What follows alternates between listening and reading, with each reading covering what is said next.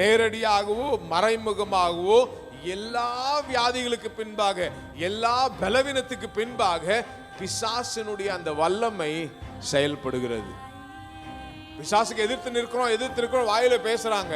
ஆனா அவன் ஏற்கனவே ஒரு சின்ன பலவீனத்தின் மூலமாக அவனுடைய வல்லமையை அவன் இன்ஃபியூஸ் பண்ணிட்டான்.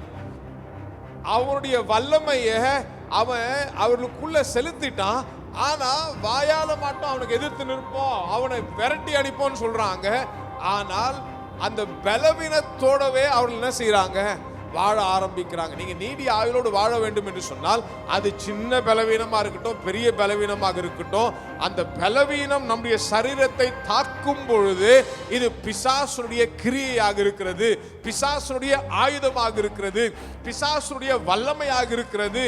அதை நான் எதிர்த்து நிற்க வேண்டும், அதற்கு எதிராக நான் போராட வேண்டும்.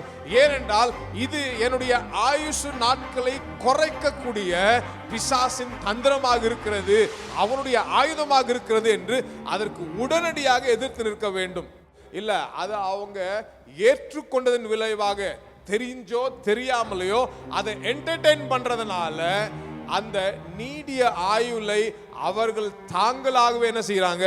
குறைத்து கொள்கிறார்கள்.